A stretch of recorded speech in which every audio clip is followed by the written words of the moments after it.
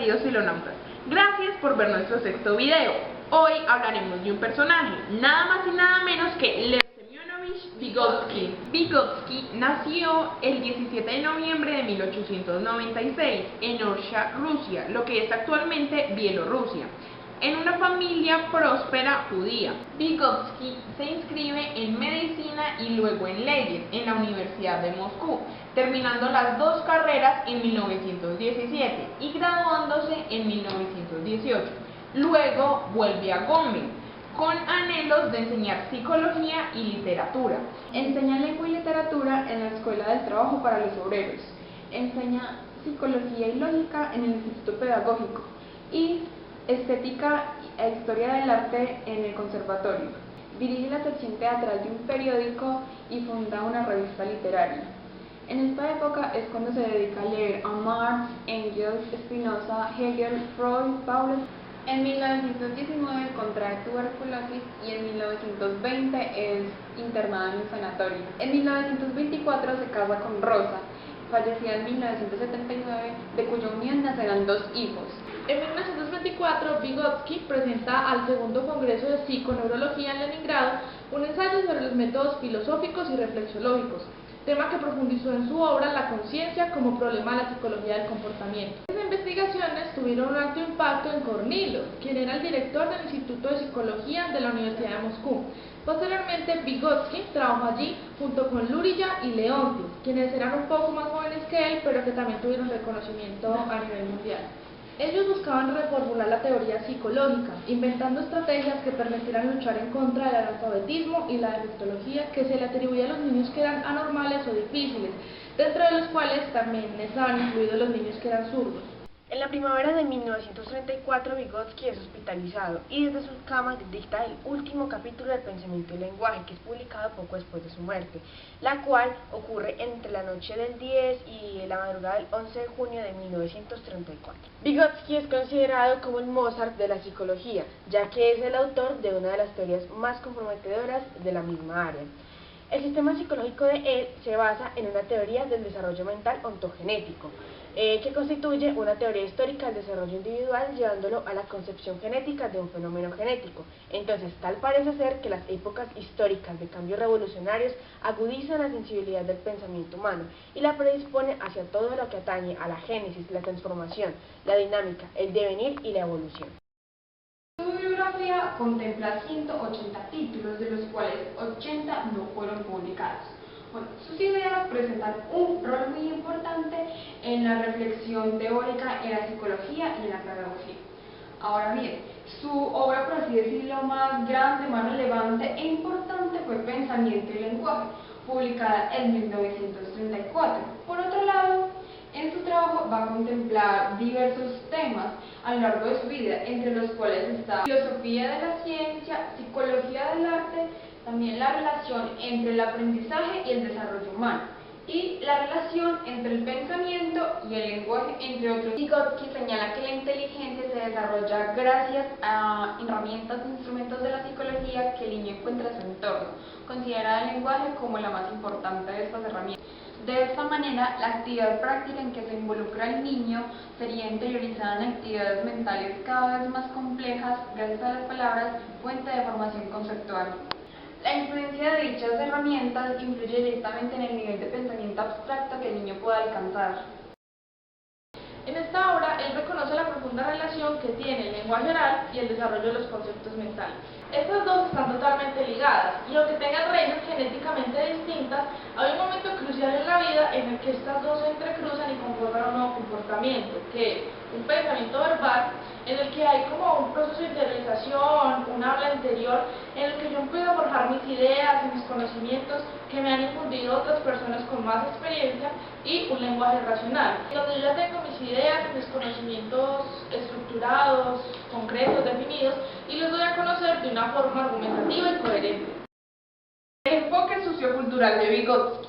Este es considerado el precursor del constructivismo social. En este caso, el constructivismo social es el conocimiento que se construye a partir de los demás. A partir de este se han desarrollado diversas concepciones sociales sobre el aprendizaje.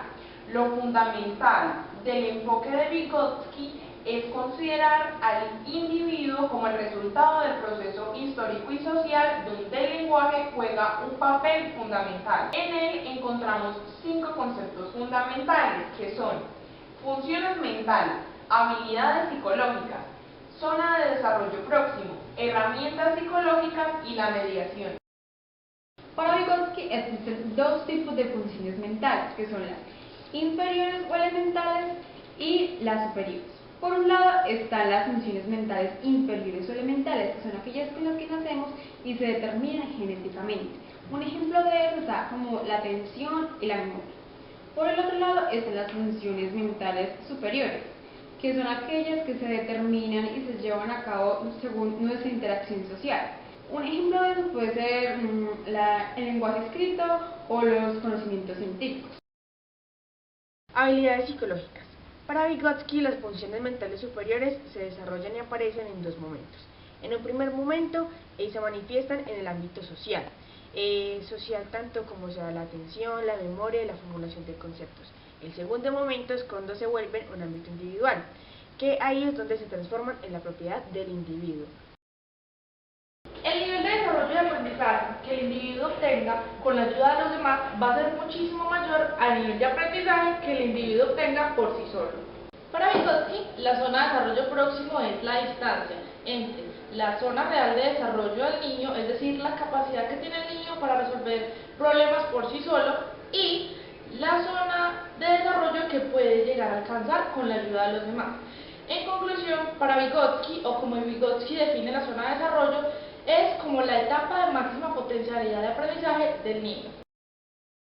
Las herramientas psicológicas son el puente entre las funciones mentales inferiores y las funciones mentales superiores. A través del lenguaje conocemos, nos desarrollamos, puesto que esta es la herramienta psicológica más usada para la interacción entre los adultos. Esto quiere decir que cada individuo, por medio del lenguaje, puede conocer todo el contenido.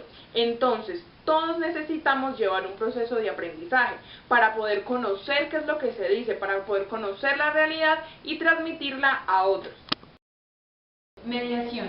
Vygotsky dice que el aprendizaje es mediar. ¿Por qué? Porque las personas no tienen acceso directo al conocimiento, sino que este se da por medio de las herramientas psicológicas que cuáles son, como el lenguaje, los signos, los símbolos, jueguitos, entre otros. Teoría de Vygotsky. Mientras Piaget, que era el psicólogo y pedagogo antes de Vygotsky, decía que los niños tenían una capacidad innata en el cerebro con la cual, por medio de las acciones, le daban sentido a todas las cosas, Vygotsky, en contraposición a esto, decía que en la sociedad tenía un valor muy importante en el proceso de aprendizaje.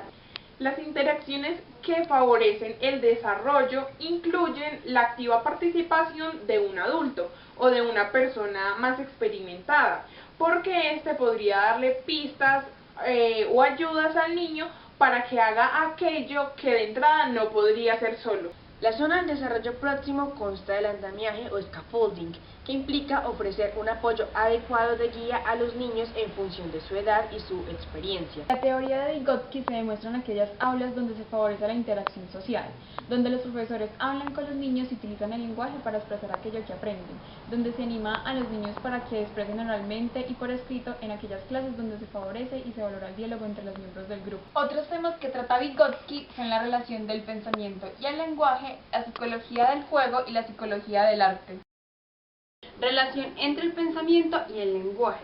El desarrollo intelectual del niño es fundamental para su desarrollo lingüístico. Pese que esté a interactuar en su entorno, el niño aumenta su capacidad para desarrollar un aula propio, como un aula privado, un aula interno. Y este aula interno consiste en pensar un significado puro, que se refiere como el vínculo existente entre los sistemas de los signos secundarios de un mundo social y el pensamiento de los individuos, o sea, del individuo, de sí mismo. Vygotsky catalogó el juego como un instrumento, como un recurso sociocultural que tiene el papel de ser como un elemento impulsor en el desarrollo mental del niño, facilitando el desarrollo de las funciones superiores del entretenimiento como son la atención y la memoria voluntaria. El arte se constituye como el lenguaje fundamental del ser humano, dada que es la expresión de la vida intrapsíquica que se hace ver posible a través de él. Vygotsky fue el pionero en evidenciar la necesidad de analizar el arte desde una perspectiva integral. El arte es una herramienta tanto de expresión emocional como de socialización, y entonces él inicia una investigación objetiva sobre la obra de arte. Queridos filonautas, esperamos que hayan aprendido sobre Vygotsky. Denle me gusta. No olviden suscribirse. Y de parte de todos les mandamos un super abrazo virtual. Estefanía acaba de pasar por su sección y sus paños están horribles. Hágame el favor y los acomoda. Sí, ya voy. ¿Y qué está haciendo? Viendo los videos del canal de Cyberloso. Suscríbase, yo escuchaba muchos accidentes con ese gato. No, voy a ir a arreglar esa sección. Bueno.